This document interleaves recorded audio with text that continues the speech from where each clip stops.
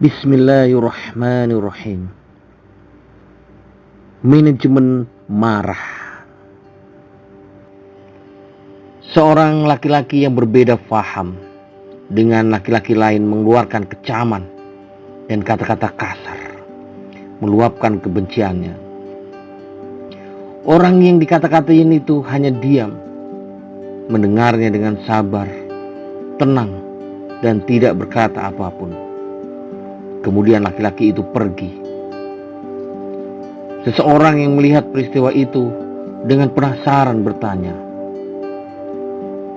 "Bapak, kenapa Bapak diam saja, tidak membalas makian lelaki tersebut?" Beberapa saat kemudian dia menjawab, "Jika seseorang memberimu sesuatu, tapi kamu tidak mau menerimanya, lalu menjadi milik siapakah pemberian itu?" "Tentu saja menjadi milik si pemberi," jawab orang tersebut. "Begitu pula dengan kata-kata kasar itu. Karena aku tidak mau menerima kata-kata itu, maka kata-kata tadi akan kembali menjadi miliknya. Dia harus menyimpannya sendiri.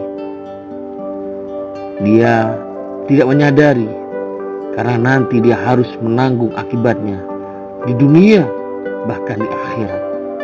Karena energi negatif yang muncul dari pikiran, perasaan, perkataan, dan perbuatan hanya akan membuahkan penderitaan hidup. Sama seperti orang yang ingin mengotori langit dengan meludahinya. Ludah itu hanya akan jatuh mengotori wajahnya sendiri. Demikian halnya jika di luar sana ada orang yang marah-marah kepadamu, biarkan saja, karena mereka sedang membuang sampah hati mereka. Jika engkau diam saja, maka sampah itu akan kembali kepada diri mereka sendiri. Tetapi kalau engkau tanggapi, berarti engkau menerima sampah itu. Ada sebuah kisah yang diceritakan, yang diriwayatkan Abu Hurairah radhiyallahu anhu, bahwa pada suatu hari Abu Bakar As-Siddiq duduk di dekat Rasulullah SAW dalam suatu majelis.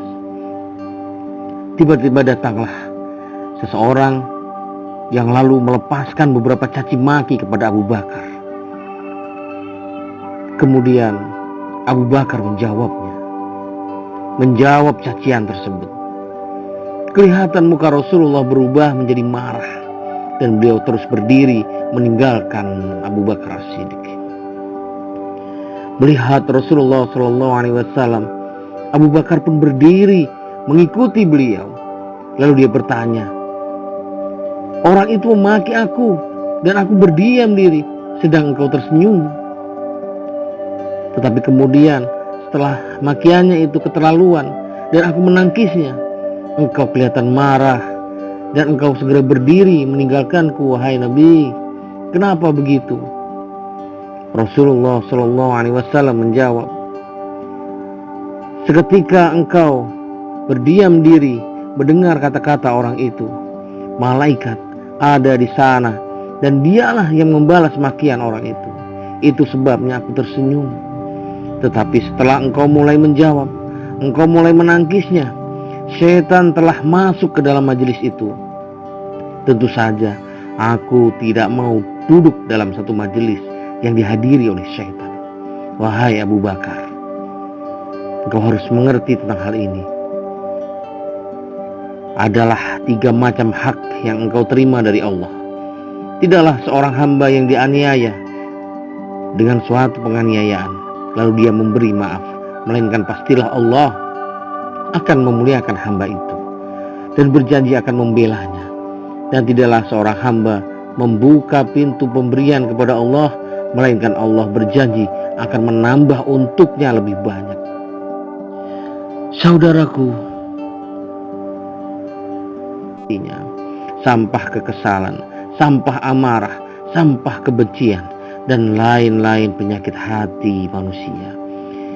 Maka dari cerita ini, jadilah kita orang yang bijak, orang yang pandai memanajemen marah kita. Semoga bermanfaat. Jadikanlah setiap hari dalam hidup ini sebuah pelajaran dan mawas diri. Tetap semangat buat hari-hari super hari. Salam kata-kata berkata, Heri Miftah.